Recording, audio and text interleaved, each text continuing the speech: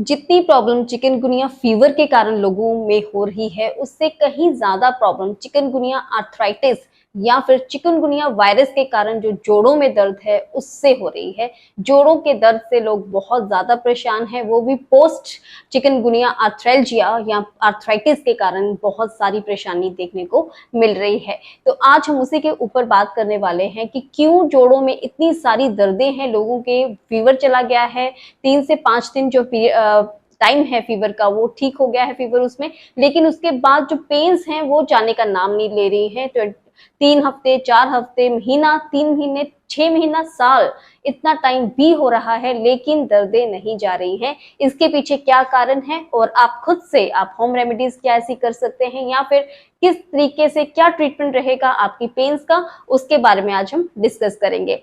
Before jumping to the topic, हमें ये जानना जरूरी है कि चिकनगुनिया किससे होता है। चिकनगुनिया एक वायरल प्रॉब्लम है, आरएनए वायरस है इसका, और ये टोगा वायरिटी फैमिली से बिलोंग करता है। जितने भी डेंगू है, जीका है या फिर ये चिकनगुनिया का वायरस है, ये सब भाई बहन है, एक ही फैमिली को बिलोंग करते हैं।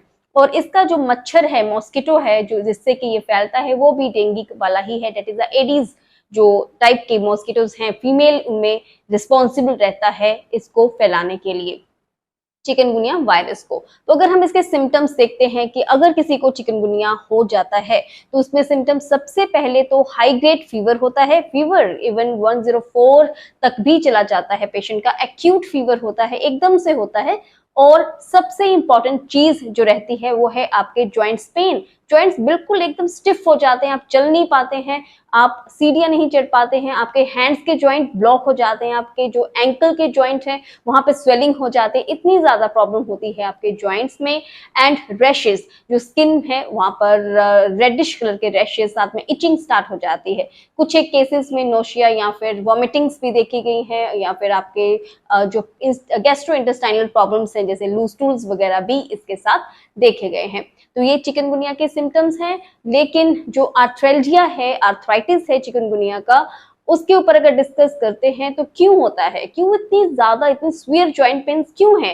फीवर का जो एक्यूट फेज है, इसको हम अगर डिवाइड करते हैं तो इसके हम 2 फेजेस मान सकते हैं। वन इज एक्यूट, जो कि 3 से 5 दिन में आपका फीवर बिल्कुल ठीक हो जाता है। उसके बाद आपकी जो पेन्स हैं, इंफ्लामेटरी जो फेज हम बोलते हैं, उसको हम 21 डेज का लेकर चलते हैं मिनिमम। के जो 3 वीक्स आपको लगेंगे आपके जॉइंट्स पेन्स को ठीक होने के लिए या कम होने के लिए, या फिर वहां की जो जॉइंट्स की स्वेलिंग है उसको कम होने के लिए कम से कम 3 हफ्ते हम लेके चलते हैं, ज्यादा से ज्यादा 3 मंथ्स। लेकिन अगर आपके जॉइंट पेन्स 3 मंथ से भी ऊपर बढ़ गई है, मतलब आपको 6 महीने हो गए हैं, साल हो गए, लेकिन आपकी जॉइंट पेन्स नहीं जा रही हैं, तो वो हम क्रोनिक आर्थराइटिस में काउंट करेंगे प्रॉब्लम को, और उसका ट्रीटमेंट आर्थराइटिस के अकॉर्डिंगली ही चलेगा। सो नाउ कि होता क्यों है, तो इसकी डिफरेंट थ्योरीज हैं, लेकिन एक जो सबसे एक्सेप्टेबल थ्योरी है वो ये है कि जो चिकनगुनिया का वायरस है वो कलेक्ट हो जाता है आपके जॉइंट्स के अराउंड। जॉइंट्स के अराउंड होती है साइनोवियल मेम्ब्रेन। वो एक्चुअली वायरसेस को बहुत अट्रैक्ट करती है, बहुत पसंद है उसको, वो फीड करते हैं साइनोवियल मेम्ब्रेन के ऊपर। तो वहां पर कलेक्ट हो जाते हैं वायरसेस, और डेफिनेटली हमारी जो बॉडी का इम्यून सिस्टम है वो रिस्पॉन्स करेगा, और रिस्पॉन्स जब करेगा, एंटीबॉडीज जब प्रोड्यूस होते हैं तो वहां पर अटैक होता है वायरस का और आपके एंटीबॉडीज के बीच में, और वहां पर डिस्ट्रक्शन तो होना जायज है। इसलिए आपको वहां पर सूजन भी महसूस होती है, आपके जॉइंट्स के अराउंड पेन भी महसूस होती है। ठीक है, तो ये एक रीजन है, क्योंकि आपकी कलेक्शन जो वायरस की है वो जॉइंट्स के अराउंड ज्यादा होती है, और बॉडी का जो डिफेंस मैकेनिज्म है, जो हमारे एंटीबॉडीज हैं, वो वहां पर अटैक करते हैं, जिससे कि वहां पर पेन काफी लंबे समय तक चलता है। स्पेशली जो डायबिटिक पेशेंट्स हैं या जिनको ऑलरेडी आर्थराइटिस का इशू है, किसी भी तरह का आर्थराइटिस अगर उनको पहले से ही है तो उनकी सिचुएशन और ज्यादा वर्स हो जाती है। So this is the reason. Now the important thing is कि क्या करें अगर आपके जॉइंट्स पेन बहुत ज्यादा है, तो क्या करें। तो सबसे पहले इसमें होम रेमेडीज आप करना शुरू करिए। कुछ एक चीजों का आपको ध्यान रखना है। सबसे पहले नंबर 1 इज कि आपको बिल्कुल बैठना नहीं है, एकदम से लेटे नहीं रहना है, आपको फिजिकली एक्टिव एक्टिव रहना है, आपको अपने जॉइंट्स की स्ट्रेचिंग करते रहना है, हल्की फुल्की वॉक या फिर साइकिलिंग, एज सच आपको कुछ ना कुछ फिजिकल एक्टिविटी करते रहना है, ये बहुत जरूरी है, नहीं तो जॉइंट्स लॉक हो जाते हैं और आपको ज्यादा पेन होती है। नेक्स्ट इज हाइड्रेशन, बॉडी की हाइड्रेशन को मेंटेन करना जरूरी है, जितना हो सके आप पानी पिए, ठीक है, 10 से 12 ग्लास आपको पानी के लेने जरूरी है, जिसमें इंक्लूडेड कोकोनट वाटर, आप कोकोनट वाटर ले सकते हैं, लाइम वाटर ले सकते हैं, ठीक है।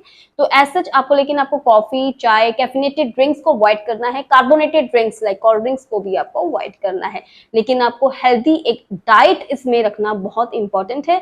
आप ग्रीन लीफी वेजिटेबल्स ज्यादा इसमें इंक्लूड करिए, सूप्स इंक्लूड कर सकते हैं, जिसमें कि आप जो पालक है उसको आप ऐड कर सकते हैं, आप पंपकिन जैसे जो वेजिटेबल्स हैं उसको अपनी डाइट में ऐड ऑन कर सकते हैं। इससे भी आप देखते हैं कि आपको काफी रिलैक्स मिलना शुरू हो जाएगा आपके जॉइंट्स पेन में। नेक्स्ट इज आपको हल्दी बहुत जरूरी है। हल्दी हम सबने सुना है एक एंटी इंफ्लामेटरी का काम करती है, आपको सोजिश को कम करती है। तो टर्मरिक लेटे जिसे हम बोलते हैं, दैट इज हल्दी वाला दूध, आपको रोज लेना है। 1 चम्मच आपको दूध में हल्दी डालकर वो डेली आप लेना स्टार्ट कर सकते हैं। इसके अलावा आप अपने डाइट में प्रोटीन रिच डाइट आप रखें। आप अगर नॉनवेज ले लेते हैं तो एग्स का इस्तेमाल कर सकते हैं, नहीं तो आप चीज का इस्तेमाल कर सकते हैं, सोयाबीन का इस्तेमाल कर सकते हैं, ठीक है, जिससे कि आपकी प्रोटीन डेफिशिएंसी ठीक होती रहे। आप हॉट फर्मेंटेशन, सिकाई जिसे हम बोलते हैं, वो अगर आप रेगुलर अपने जॉइंट्स में करते हैं तो वहां पर पेन में आप देखते हैं कि आपको रिलीफ लगना स्टार्ट हो जाएगा। तो सबसे बेस्ट जो हॉट फर्मेंटेशन का है वो है बालू का सवेद, जो आयुर्वेद में है वर्णन जिसका मिलता है। उसमें हम आपके जो जॉइंट्स हैं वहां पर किसी भी तरह का ऑयल लगाकर, स्पेशली तिल तेल, अगर आप तिल तेल की मसाज करते हैं वो ज्यादा सही रहता है। तिल तेल का मसाज करने के बाद आप रेत लीजिए, उसको आप गर्म करिए और उसको एक पोटली में डाल दीजिए, ठीक है। उसको थोड़ी थोड़ी देर बाद गर्म करके आप अपने जॉइंट्स के ऊपर उसको सिकाई कर सकते हैं। ये बहुत ही इफेक्टिव रहता है आपके जॉइंट्स पेन्स के लिए। नेक्स्ट, आपको अपनी डाइट में ओमेगा 3 फैटी एसिड्स रखने हैं। आप इसके कैप्सूल्स भी अवेलेबल रहते हैं, वो आप कैप्सूल फॉर्म में ले सकते हैं। आप फिश ऑयल के कैप्सूल्स साथ में ले सकते हैं। विटामिन D3 के भी सैशे या कैप्सूल्स जो भी अवेलेबल हैं आपके पास, वो आप वीकली लेना स्टार्ट कर सकते हैं। इन सब से आप देखेंगे कि आपको बहुत ज्यादा रिलीफ मिलेगा आपके जॉइंट्स पेन में।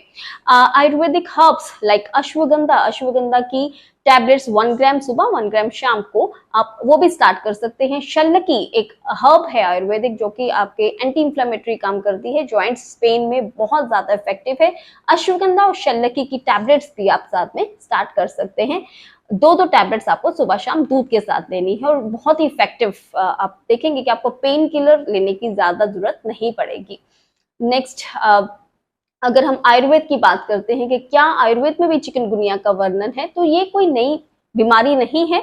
आज से 5000 साल पहले आयुर्वेद में भी इसका वर्णन मिलता है और इसे आयुर्वेद की जो चरक संहिता है वहां पर हमें वर्णन मिलता है संधिगत ज्वर करके। संधि मीन टू से जॉइंट्स, जॉइंट से रिलेटेड जो फीवर है ये एक सन्निपातक ज्वर है, मतलब कि तीनों दोष वात पित्त और कफ इसमें इन्वॉल्व होते हैं।